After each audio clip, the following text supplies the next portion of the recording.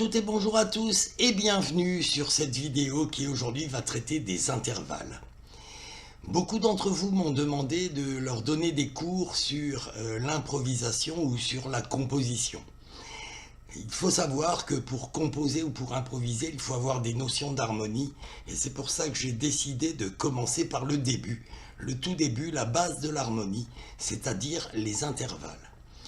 En effet, si vous n'avez aucune notion d'harmonie, vous ne pourrez pas comprendre comment sont composés les accords, pourquoi ils sont composés de telle ou telle note, quel rôle jouent les accords dans l'harmonie, comment les accords fonctionnent entre eux, pourquoi on peut substituer tel accord par tel accord. C'est pour ça qu'aujourd'hui, on va commencer par cette leçon sur les intervalles. Nous allons commencer avec 3 définitions. On appelle intervalle l'écart entre 2 notes distinctes. Cet écart se mesure en tons. Un intervalle est dit mélodique quand les 2 notes sont jouées l'une après l'autre. Et un intervalle est dit harmonique quand les 2 notes sont jouées simultanément. Alors, dans l'harmonie occidentale, on part de la gamme diatonique majeure, et en l'occurrence celle de Do majeur. Parce que c'est la seule gamme majeure qui ne contient aucune note altérée, soit par un dièse ou soit par un bémol. Alors, cette gamme, on l'appelle gamme diatonique parce qu'elle est composée de notes qui sont distantes de 1 et ou un demi-ton. On voit tout de suite Do, Ré, un ton, Ré, Mi, un ton, Mi, Fa, un demi-ton, Fa, Sol, un ton, Sol, La, un ton, La, Si, un ton et Si, Do, un demi-ton. Alors ce qu'il faut savoir, c'est que cette ossature, ce schéma de gamme, un ton, un demi-ton, un ton, un ton, un ton, un demi-ton, on va retrouver ce schéma pour toutes les gammes majeures qui existent. Ensuite, une deuxième notion, on appelle donc diatonique tous les intervalles que vont former la tonique, c'est-à-dire la note qui donne le nom à la gamme, c'est-à-dire ici le Do, et tous les autres degrés de la gamme, c'est-à-dire toutes les autres notes de la gamme. Il faut savoir qu'on appelle aussi les notes de la gamme des degrés.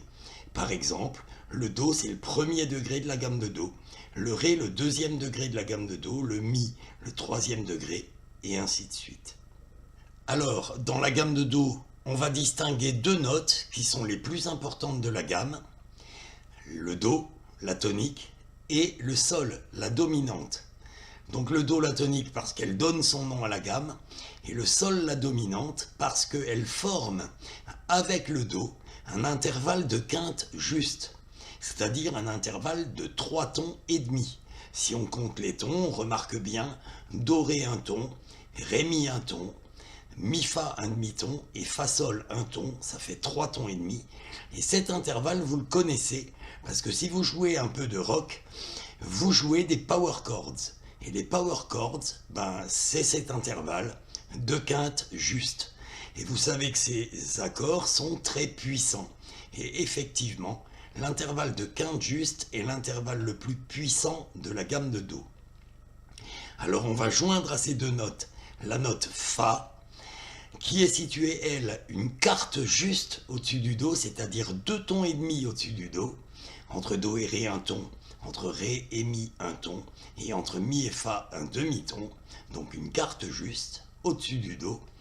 Mais si on regarde le Do à l'octave, on constate que le Fa est situé une quinte juste en dessous du Do, 3 tons et demi en dessous du Do.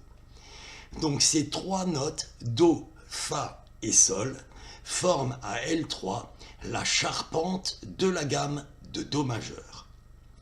Ensuite, on a d'autres notes dans la gamme de Do majeur. On a le Ré, que l'on va appeler la sus-tonique, le Mi, qu'on va appeler la médiante, le La, qu'on va appeler la sus-dominante, et le Si, qu'on va appeler la sensible.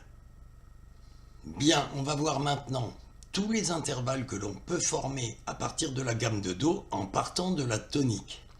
Alors, on va qualifier de parfait ou de juste tous les intervalles qui sont formés entre les notes qui forment la charpente de la gamme.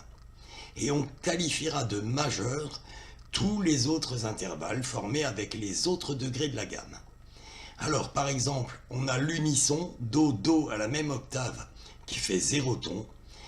On a la quarte parfaite ou la quarte juste qui est formée entre Do et Fa et qui fait 2 tons et demi. On a la quinte parfaite ou juste qui est formée entre Do et Sol et qui fait 3 tons et demi. Et puis on a l'octave parfaite qui est formée entre Do et Do à l'octave qui fait 6 tons. Maintenant, on a les intervalles majeurs, donc la seconde majeure entre Do et Ré qui fait 1 ton, la tierce majeure entre Do et Mi qui fait 2 tons, la sixte majeure entre Do et La qui fait 4 tons et demi, et la septième majeure entre Do et Si qui fait 5 tons et demi. Maintenant, il nous reste 5 autres possibilités d'intervalles à étudier, parce qu'une octave, elle n'est pas formée que de 7 notes, elle est formée de 12 demi-tons. Et là, il va falloir voir une autre gamme, c'est la gamme chromatique. Bien, alors voici la gamme chromatique. On remarque tout de suite que j'ai mis des notes en couleur. Alors ceci pour introduire la notion d'énharmonie. 2 notes sont dites énharmoniques quand elles sont les mêmes mais ne portent pas le même nom. Donc on voit ici, entre Do et Ré, normalement on a un ton. Et un demi-ton plus bas que le Ré, on a Ré bémol, et un demi-ton plus haut que le Do, on a le Do dièse. Puisque vous savez, le bémol descend la note d'un demi-ton, et la dièse monte la note d'un demi-ton. Et alors donc Do dièse et Ré bémol, c'est la même note, mais elles ne portent pas le même nom. Donc on dit que Do dièse est énharmonique de Ré bémol. Et donc par extension, on va qualifier d'énharmonique 2 intervalles qui ont le même nombre de tons, mais qui ne portent pas le même nom.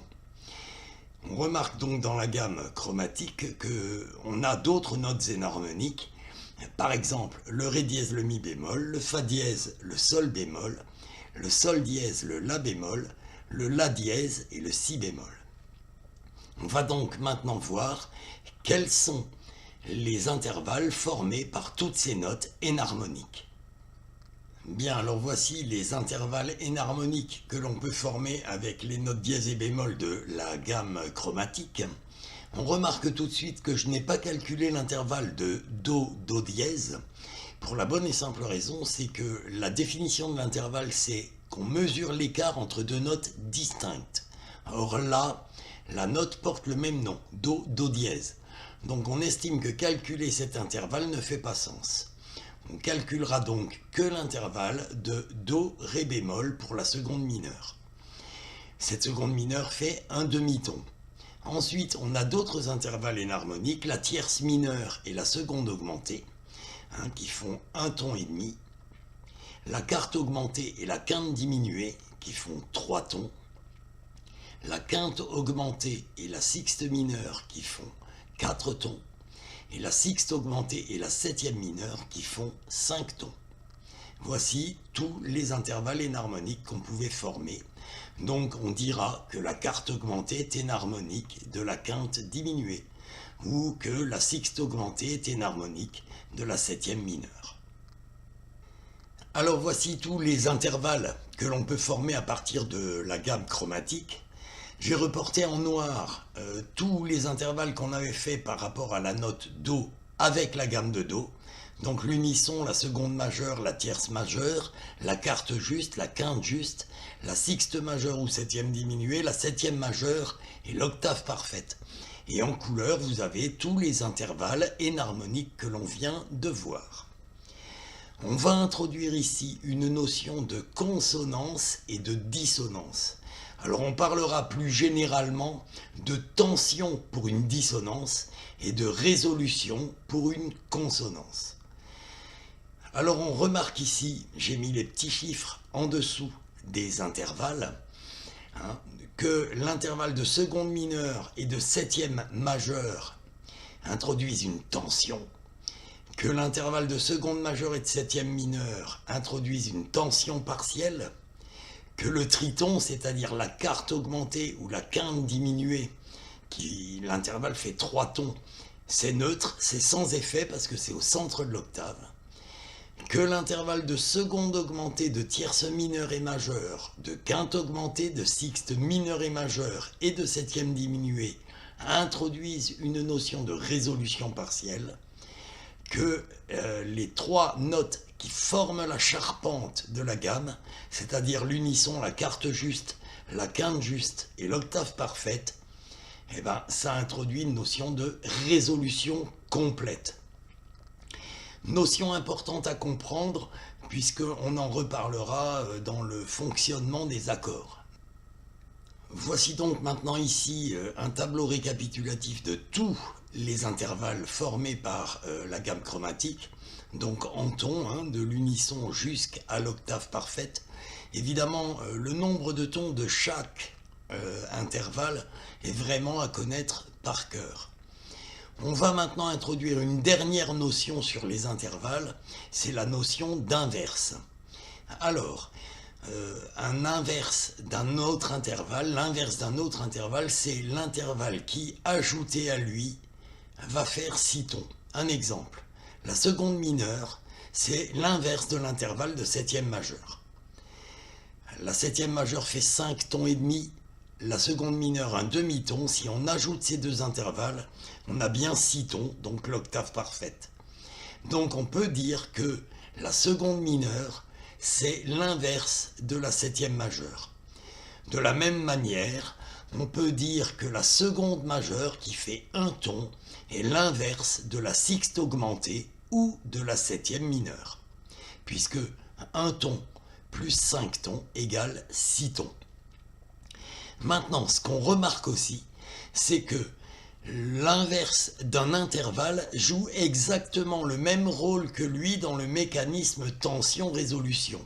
On remarque bien que la seconde mineure et la septième majeure jouent le rôle de tension. Il y a un petit 1 sous les deux intervalles. De même, pour la seconde majeure qui est l'inverse de la sixte augmentée ou de la septième mineure, on voit bien qu'il y a un petit 2 et que ça joue un rôle de tension partielle. Donc, les intervalles et leur inverse jouent le même rôle dans le mécanisme de la tension et de la résolution. C'était la dernière notion de ce petit cours sur les intervalles. Vous venez de suivre ce cours sur les intervalles, je vous remercie de l'avoir suivi jusqu'au bout. Posez-moi toutes les questions que vous voulez, je vous répondrai, il n'y a vraiment aucun problème. N'oubliez pas de liker la vidéo, n'oubliez pas de commenter la vidéo. N'oubliez pas également de vous abonner à la chaîne si ce n'est pas déjà fait. Je vous remercie d'avoir suivi ce cours et je vous dis au revoir et à une prochaine vidéo. Ciao!